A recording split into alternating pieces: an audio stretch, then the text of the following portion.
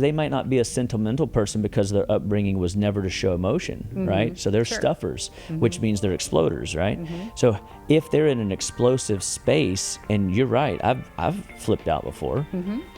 How do you communicate to a person that flipped out that isn't crying, but they are definitely irate? Like, how do you get their processing speed to slow down enough to get through?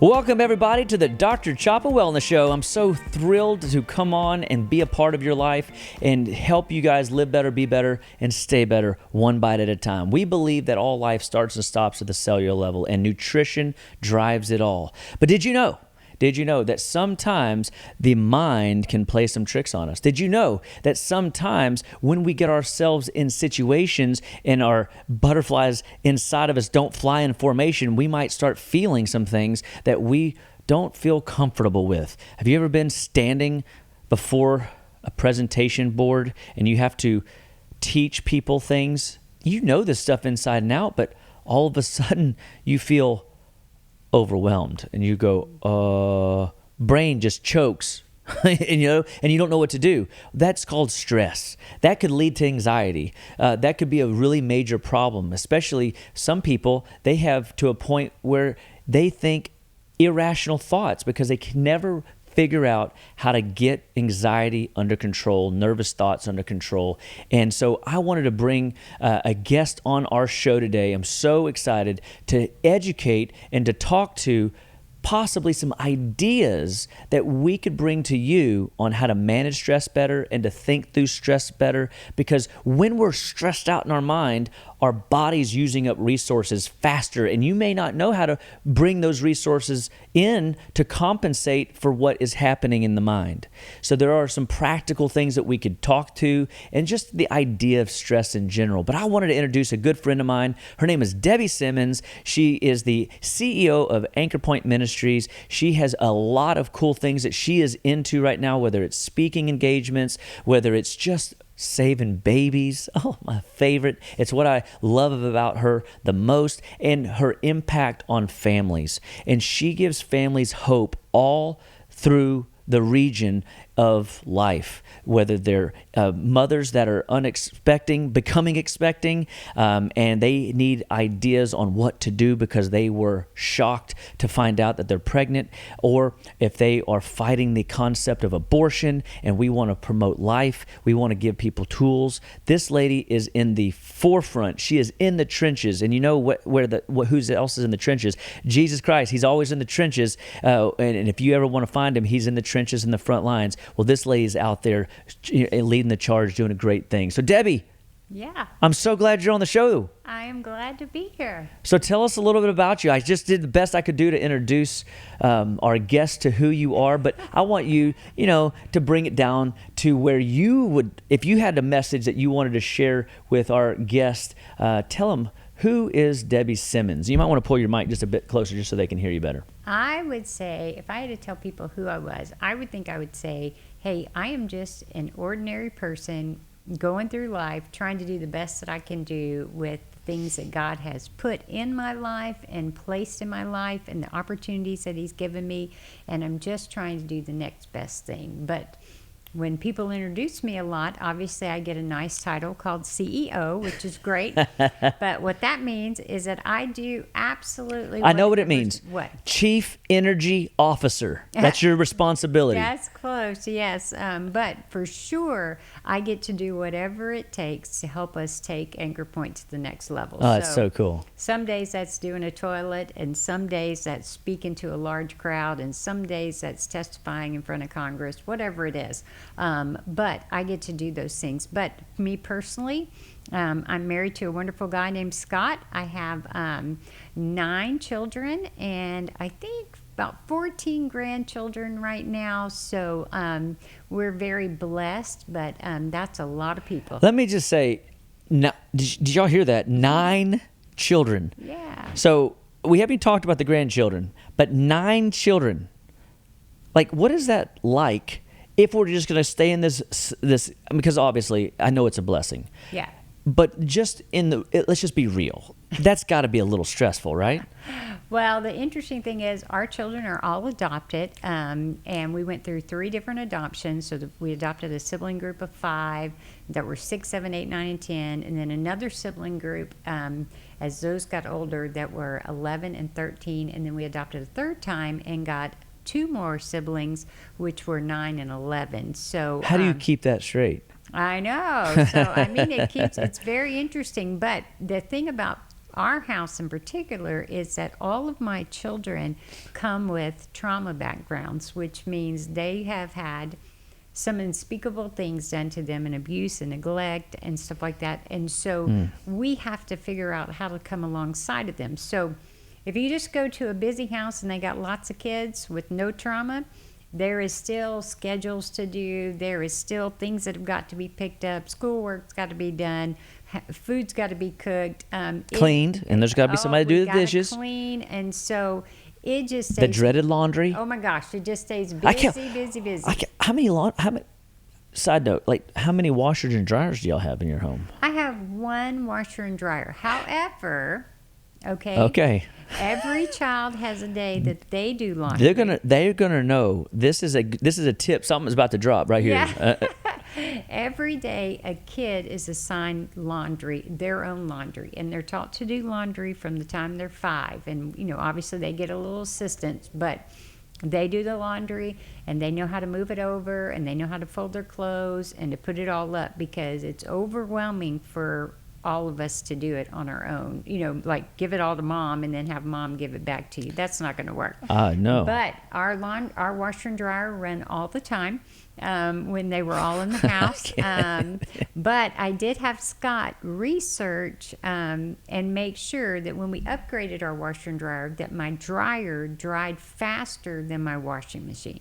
Is that even possible? Yes, it is. How much did that cost, I wonder? That's all right, we won't talk about it. It didn't matter. That's another stress. Yeah, it didn't matter because it got things done. Sure, and it has very little electronics. It's all knobs. Having a tool that gets the job done is priority. Well, so I mean, what would you say, being a chief energy officer of an organization that's making an impact in the community, running a home, dealing with adoption, dealing with your trauma-induced adoption type situations, being married, all those things. Like, how has stress been how did it impact you? And how did you figure out how to overcome some of that stress? I mean, because I don't know that people are taught today in homes how to manage stress. That's why you see anger management. That's why you see people, do things that you wouldn't think they would do. But under stressful situations, people only revert to what they know how to do. Right. So first of all, I would think that for me, having Jesus Christ in my life and understanding that Scripture says that we should be able to have joy and peace in all circumstances, okay? That's a real challenge to me. And so when I find myself without joy or without peace, then that means I'm stressed. That means you've lost your song. I've lost my song. I'm not singing. That's right. So when I am that away, then I realize something's got to change. Because if not, I will explode. And when I explode, it's not very pretty. And so I don't want to be an exploder. So what are some things that I can do? So is there a classification, exploders and something else? I don't know that's my definition. Okay, that's fine. I just explode. But I mean, I think many of us. We're either when we explode, we either take it internal or we take it external. So we will, and I am an external person. So what would I do? If I lose it at home, I will yell and fuss and be ugly and say things that I don't want to say. To the people that I love dearly, and then have to go back and fix that. There's no problem with making those mistakes, because I can actually, resilience is built by me screwing up as a parent, going back and apologizing and helping my child to work their way through that with me. That actually will help build resilience with our children, which will help with stress. But I, in general, don't want to do that just to do that. I want to have a plan. And not, 'cause I think I want to go down that road some more, but do you think that, like, if you make genuine effort to go back to the child and or circumstance, it doesn't have to be a child, it could be a friend, it could be, Sure. somebody you admire, a leader in your world, that you offended, or you made you lost it. Yeah. Okay, you blew up, explode, and you go back. How resilient is it when when it seems like it's a repetitive thing, like you are genuinely struggling to not flip out over whatever the matter was? Mm-hmm. How many chances do you think you get? Oh, that's a good question. First of all, here's what I tell parents. When we train parents at camp that have difficult children and parents lose it and they don't quite know what to do with the kids, what I teach parents is that, there's a statistic out there that's really pretty true, and it is that if we get it right about 30% of the time, then our kids are going to be okay. So the important that's encouraging. Well, it releases a lot of pressure on me to feel like I got to get it right all the time. And we know if someone bats 300 in baseball, where do they end up? Where do they end up? World's the Hall of Fame. Hall of Fame, correct? Yeah. So every dad I've ever said, if you can get it right, 30% of the time they're like, oh, I can do that, because it's like, okay, it's okay to mess up. And so when we relieve that pressure, interestingly enough, we actually get better at not falling into that trap. For sure. Because we understand, oh my gosh, it's okay. I can pick up the pieces. Wow. I can work with them. Now, if I go and I physically abuse someone, I don't get many chances of that. For but sure. If I'm a mom, I walk in the house and the kitchen isn't done, and I go, oh my gosh, then. Well, see, that's good to know. That. So there's circumstantially like weighted blowouts. Sure. Mm-hmm. So an abusive blowout would definitely, right, shorter fuse, yes, opportunities for error, so to speak, compared to I would think that when most people, I don't know if there is a statistic, but like from an abuse, and even take it, so let's go physical abuse, verbal abuse, to just, I lost it, and you yell, and yes, you say a few things, not so much verbal, right? But it's definitely, it can be sharp. right. I don't know if there's a statistic on that, but I would guess that this in this case has a higher weight on the other opposing receiving side than you just exploding, is what I'm hearing. Yes, all when we lose it, it's not good. Okay, so we should just have all three of them. We should just have that framework in our mind.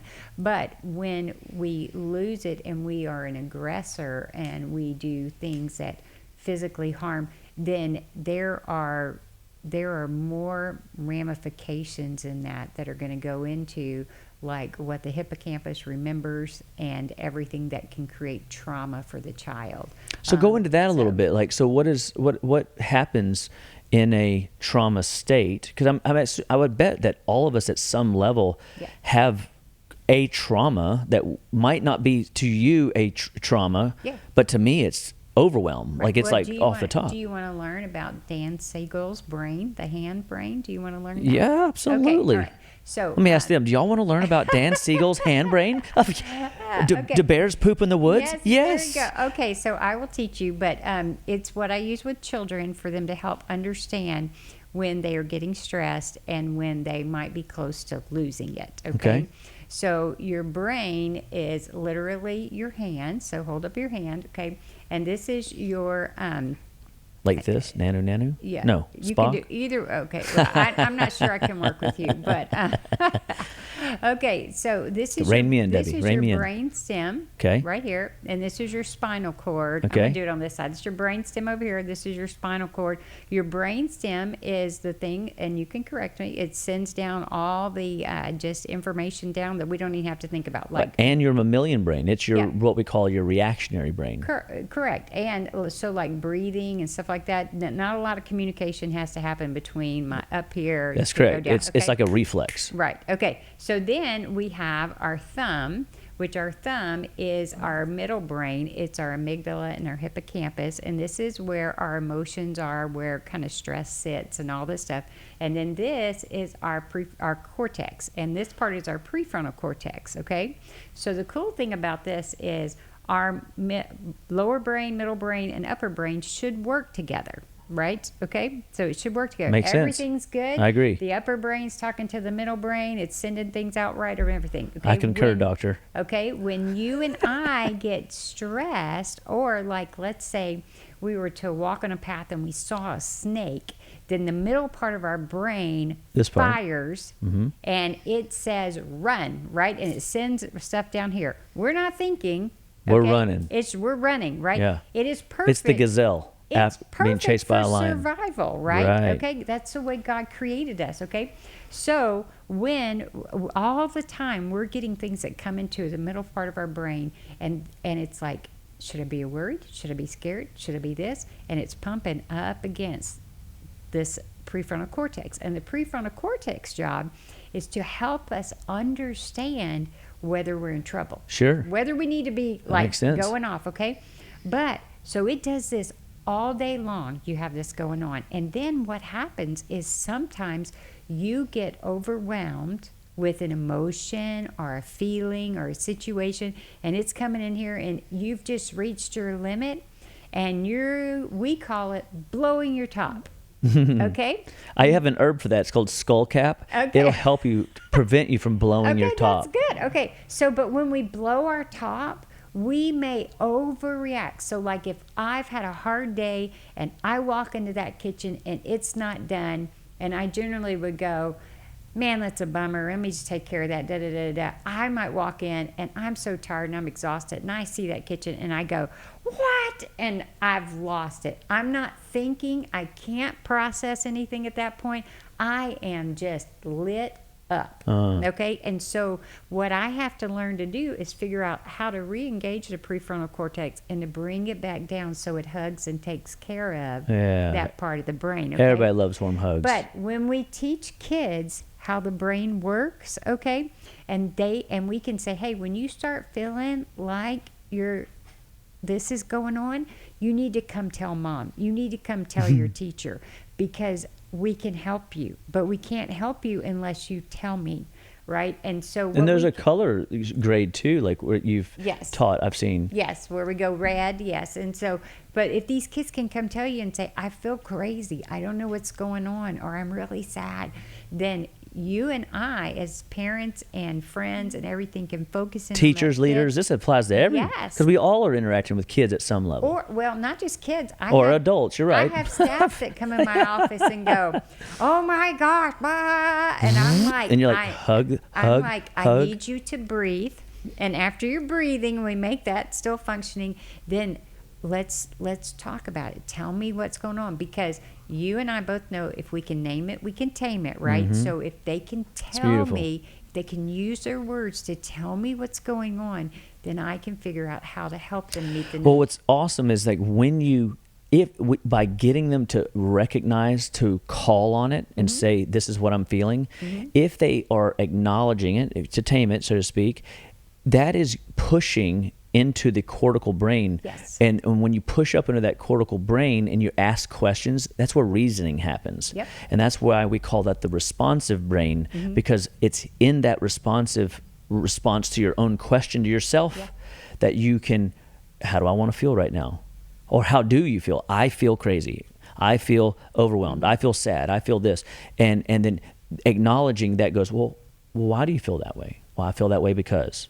Or, well, okay, what's got you lit up? Well, somebody took my seat, somebody took my lunch, somebody said something that hurt my feelings. Okay, well, what does that say about you? Is it true, or what is it? Is it okay that you got a little upset? And there's this dialogue, and all of a sudden, you're right. The cortical brain begins to use other factors of braking systems and the neurotransmitters to calm that baby down. Yeah, and that's so important. So you identified not only what we can do in our body and as we can do it, but the other piece in there is the safe people that I have in my life that I can go to, and I can have those conversations that are going to love me and see my value, not my behaviors. Sure. So when I am, as a kid, I like that. You said, see my value, yes, not my behavior. Yes, and call that out of That's you, right? great. That's and great. so, like, when my grandkids are losing it, and I'm like, Lolly's right here. I know you're struggling. Tell me what's going on, and I need get them to use their words. I need you to use your words. I can't use my words. I'm too tired. I'm like, I need you to use your big words for me. That's awesome. And so, but it requires me to be calm in that situation, me to be loving, me to be what we call being with. It's creating this safe space that I hold you in. Because life is not about not falling apart. So hold that thought just a second, because this is what I just realized. So, and I wonder if anybody out here caught it. When you went into that space, your tone changed, your volume changed, the speed for which you were speaking changed. It was honestly as if I even felt it, like you dropped from your head knowledge to a heart place of connection.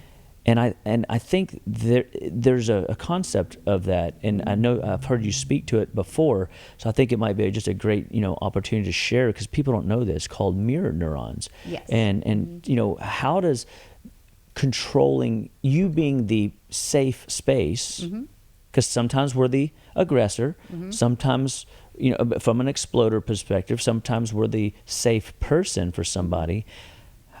How do these mirror neurons play into this? Well, first, one of the things we need to understand is that when someone is extremely elevated, when they cannot, and their lid is flipped, they can't understand a lot of words. You have about 12 words that you can use with them, okay?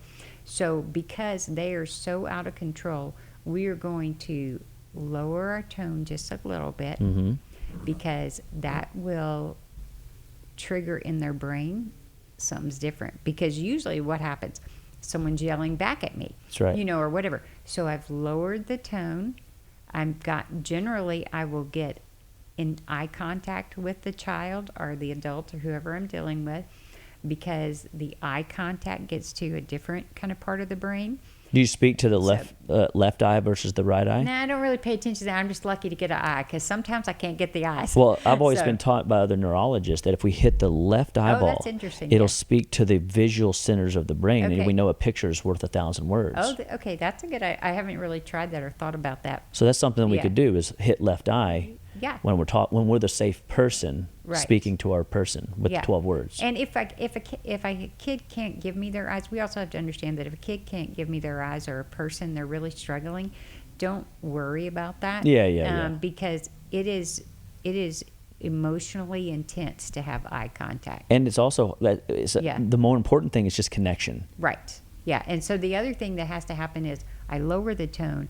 I also slow the tone. speed at which I speak, because their ability to process has gone down. That's right. So that's why we have key phrases that we train and use with kids that are struggling. So like, use your words. Yes, use your words. I need you to breathe. I need you to focus. They're very short phrases so that they can. Now, obviously, you probably wouldn't use some of that with like a staff person, or would you? I mean, I would. I'm thinking with my own spouse. Would that fire her up if I said, "Use your words"? Now, would she get up? If your wife is a bawling, crying mess, and you are sitting there hugging her, and you can't understand, it's just I need you to tell me what you need. Oh, that's good. Tell me that's what good. you need.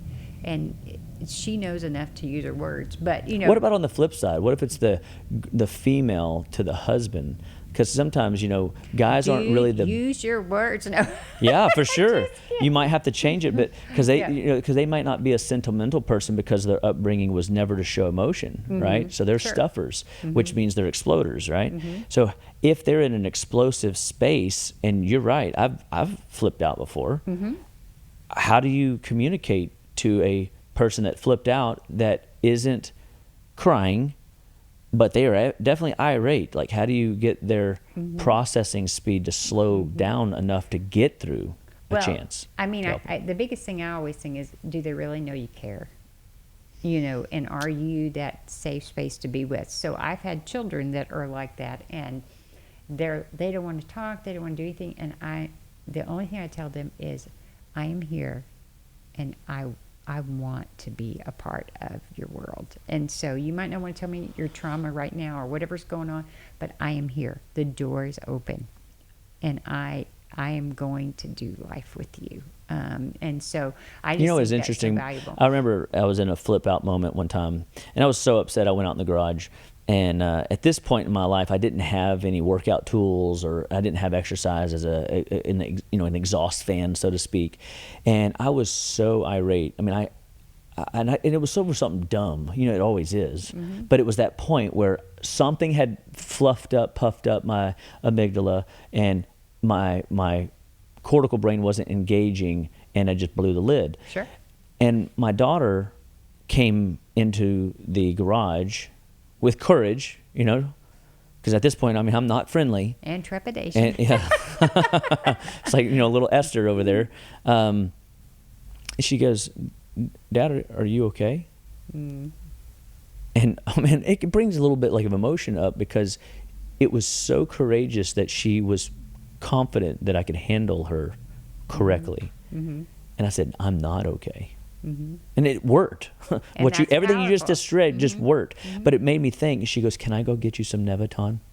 And Nevaton is a product that I use that calms the nerve and increases bandwidth. And I said, please, Yeah. And she saw it, man. And it's like sometimes the heart of a child is a better therapist than anybody that's been trained. You know what I mean? They always say that, childlike faith gets you closer to Jesus than a theology degree. Oftentimes theology wrecks it, you know what I mean? But when you're, there's such a difference in like how I might handle a stress moment, and you being a female handles a stress moment, versus if the circumstances that led us to the climactic interaction, you know what I mean, on both sides. Yeah. And I think what we need to realize is, if we don't know how to walk through those things, or we don't learn, and whether it's in our relationship with Jesus, or skills that we pick up, or whatever, we need to understand that when we lose it, that generally what happens is, my kid loses it, I lose it. My kid loses it more, I lose it more. And then what we do is we're just continuing to escalate. Kerosene on the fire. Everything just blows up, right? And what happens is that we both will bear the scars of that. What do you, like you said something really nice, that we need new skills. I've heard it said, we don't stop wishing for less problems, wish for more skills, because skills can take you to places that no skills could. Like, where do these people learn some of these tools? I mean, do you have programs at Anchor Point? Do you do teaching on these topics? I mean, what are some of the things that you have in your Rolodex of skills that you could go and teach to these folks? Sure. Well, on a regular basis, we do our Pathway to Hope camp, which is a great camp for families. I call it's a great staycation. But if you want to learn how to love the child that God has graciously given you, and to be the best mom and dad you can be, that's a camp for that. It's I tell people it's kind of like VBS on steroids and Breakdown Central. So because what we're going to end, if you have a kid that's very challenging, we'll see drastic changes in that child in 2 days. Yeah. 2 days. It's a week-long family camp. And so that is a ton of fun, and I would encourage people to learn that. We teach seminars, and I teach them across the United States, and to teach families on how to connect with their child, because that's really what it's about. We as parents spend most of our time correcting. One of the challenges that I have as a parent that I give to other parents is, I'm like, I want you to count how many times you said no to your child. Compared to the yeses. Compared to the yeses, right? Wow. But if you're dealing with a traumatic kid, or even your own kid, trust is built when I can say yes. So if I'm saying no 90% of the time, then I got to flip that around and I got to figure out how to say yes. So one time, and it's always like, I'm like, I'm a no girl, man. I'm busy. I got things to do. No, no, no, no, no, no, no.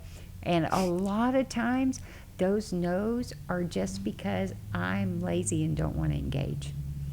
Okay? But that does not build trust. It does not build a safe person. And especially if I have a kid with a trauma background and I'm trying to overcome deficits, it's one thing if I've raised this child their whole life. But in my case, I got to work hard to get this connection with my kids.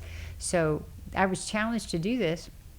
And I don't know how many of y'all have kids that every time dinner's done, they're like, I'm hungry. And I'm like, that can't possibly be the case. It just can't be. But so what would I say? I would say, no. Can I have something to eat? No. Okay. And I'm like, I wouldn't even look at them. Yeah. I'd just walk. No. And so I was That's like, a lot of no's when you got 9 of them. I know. But then you know what? I was like, how can I say yes? Okay. I've been challenged. No. Now, how can I say yes? Okay. In this situation. And I was stumped. I thought about it for a long time because this happens every night with this one particular child.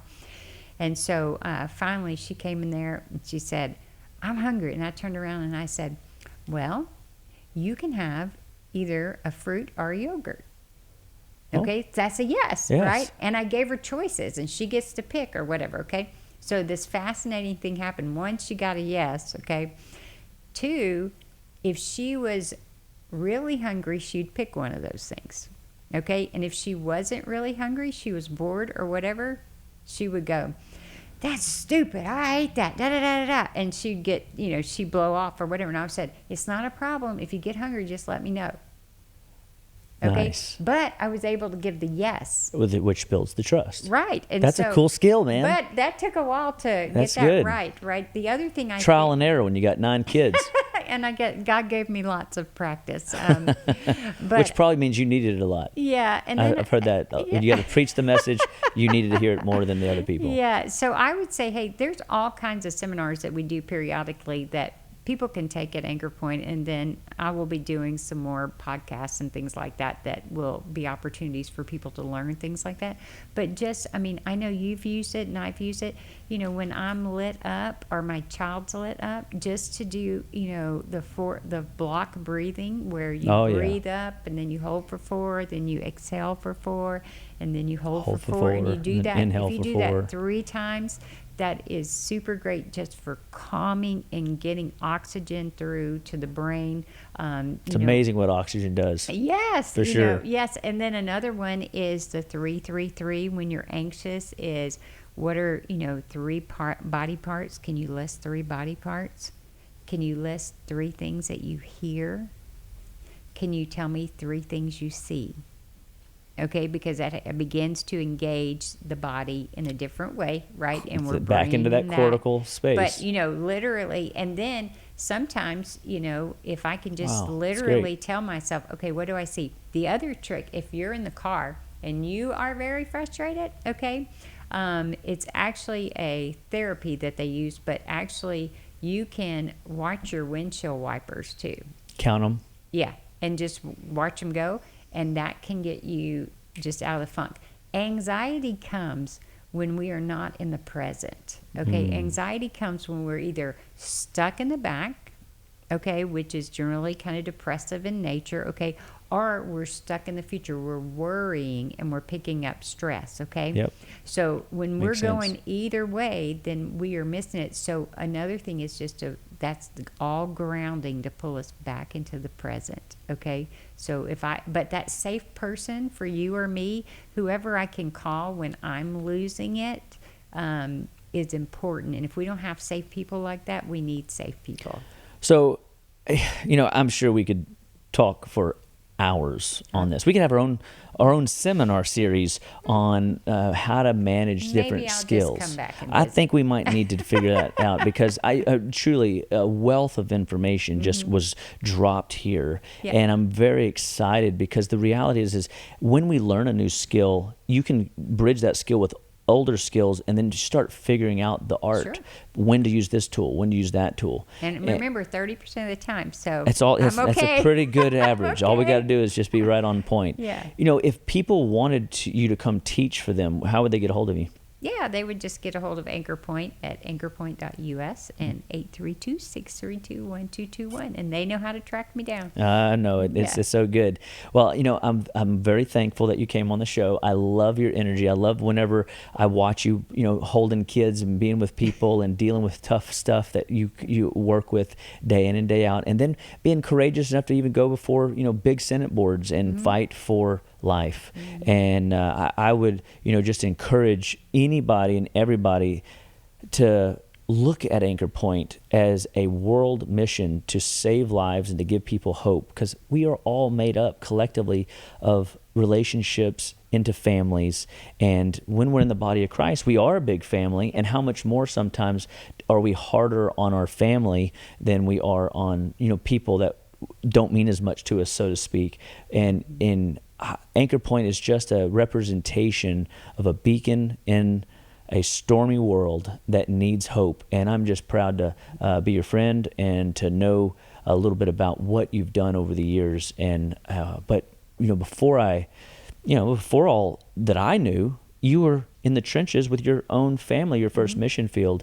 And so if you got any last words for, parents in the mission field of raising and rearing kids, I'd love for you to share it with them. Oh, okay. I do have, I was just thinking of something, I don't know, maybe we'll just call it a God download. How about that? All right, let's do it. We got just a minute or so. Is that what I think is we need to understand as parents is that the more that we become healthy, the more that will roll over to our children. So we know, when my kids came in my home, I'm like, okay, you're 10 years old, I got 8 years, and I got 3,685 things I got to teach you before you get out of here, But the reality is that ultimately, the only thing that matters when my kid walks out of my house is, are our heartstrings connected?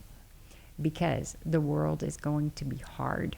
And when the world is hard, I need to know as the mom that I've got the heartstrings. So the way I get that is I'm healthy enough to be able to give that child my heart and build the connection.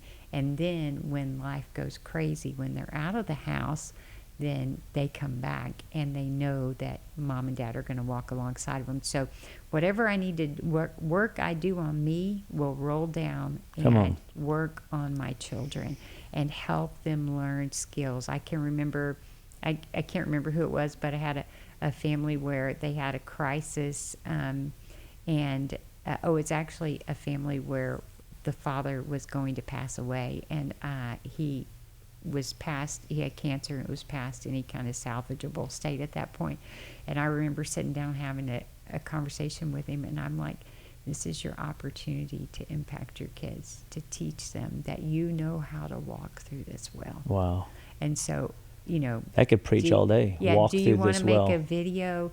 What everything you do now is about leaving legacy at this point. And so I go, whatever we can do on us will greatly benefit the people that we work with, our kids, our spouses, and it will make the world just a better place. Amen to that. Well, guys, on the Dr. Chapa Wellness Show, a message like that, to make the world a better place could be a tagline, it could be a slogan, but it starts with you. It's your life, it's your health, you get to learn new skills, and you get Chapa Wellness Show. We want to give you the best that we can bring, and so we want you to share this message with your friends, your family, your loved ones, and may you be blessed today. May you do something amazing today, and may you know that you got the grace of the Lord behind you, in front of you, to the left of you, right of you, above you, and below you, in all directions.